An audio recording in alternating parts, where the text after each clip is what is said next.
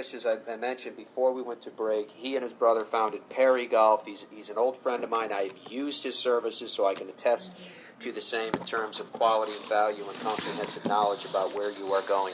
How are you, my friend? I'm doing great. Nice to see you, man. It's a pleasure to see you again. And here you are. We've taken you out of your comfy confines here on holiday vacation yourself, and you're joining us. My pleasure. I'm over with 7 good friends. First time in Scotland for 6 of them. And really? And as I was saying to you earlier, it's great to see guys and how much they enjoy it, and places that you take for granted because I grew up in Scotland. They're just in awe of St Andrews, and they went to the last day of the Open and thoroughly enjoyed that. Excellent.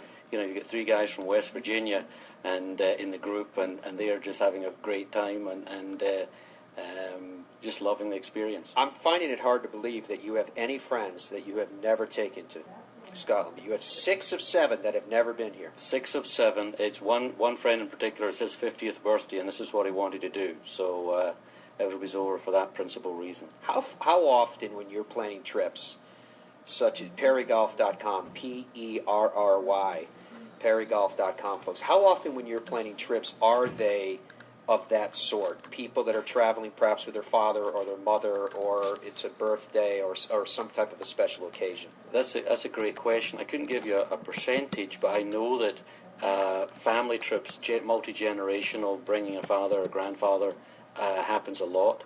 And also birthday trips, the 40, 50, 60-year-old birthdays, and they bring their guys together. It's one of these trips that people, they know they want to make it, and sometimes they just have to have a reason that they can use as the best excuse to gather up their friends. Sure. Once you've been here once, I think many people are bitten by the bug. And as great as St Andrews is, it's a fabulous place to spend time and play golf. But there's other parts of Scotland and Ireland, and just the whole links golf experience is so terribly different from what we get anywhere else in the world. The one term that I never use, because I philosophically do not believe in it, is to call a trip a once in a lifetime, because of just what you mentioned, that once you get bit by the bug, as you phrased it, you want to come back, and you should come back, because links golf to me are like different books. They may fall into a similar genre, but one can be vastly different to another. It's like reading mystery books. How one book is different than the next. And to that point, I wanted to mention something else. Do you have people that call you that are setting up a specific trip for a loved one, whether it be a father or a husband or a wife or a son or what have you, and they don't want them to know about it, so they plan out the whole itinerary and then they kind of present it to them with a bow? That does happen from time to time, particularly around the holidays, and or obviously birthdays as well. But they plan it out, and then it's a big surprise, and they'll give them the schedule, and indeed when they're coordinating with their friends to travel as well, without telling them that they've organised their friends. It's a special treat for them. How emotional is it for people to come to St Andrews for the first time?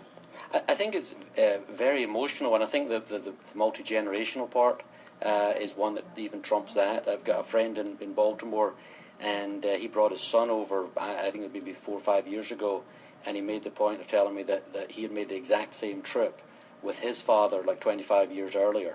Cool. So he was, his father passed it to him, and he was passing it down.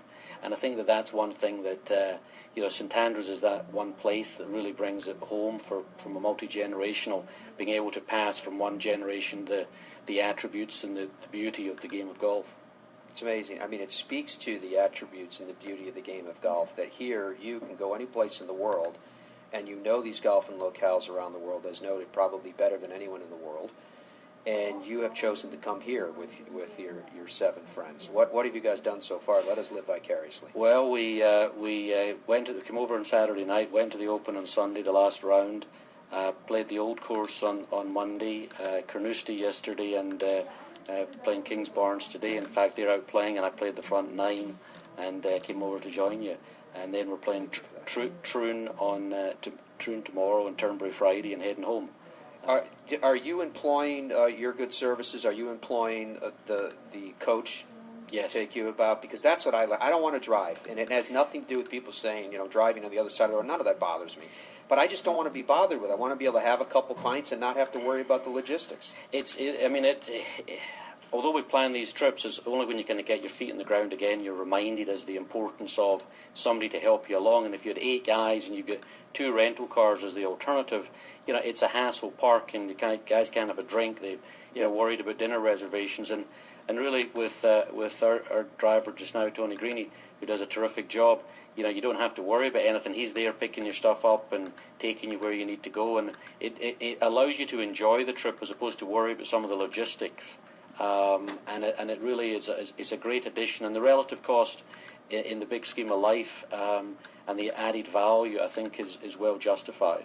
All right, let's get down to some brass tacks here in the couple minutes that we have left, Gordon. If someone is calling you, and let's say they have a specific rota that they want to go on, such as you just laid out, which was remarkable, or B, I should say, they have a budget that they want to stay within.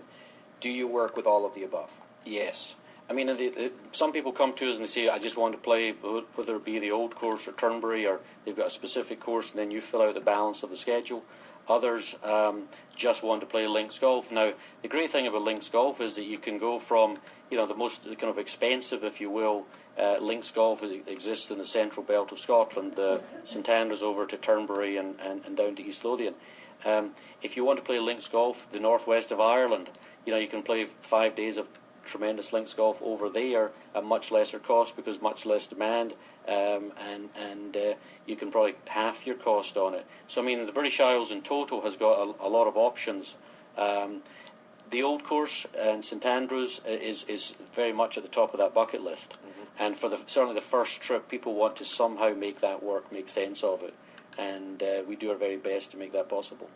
PerryGolf.com is the website where people can go, right? That's correct. If you have an overriding message to send out to the world this morning, what would that message be? That golf is just a great sport to travel with, meet people, and have wonderful experiences with your friends. And why not have an expert structure all that for you, folks? PerryGolf.com is where you can go for the same. Or the Fairways of Life show. Thank you for your time this morning. Thank you. I appreciate you skipping the back 9 at Kings Barnes in order to be with us as well. My pleasure.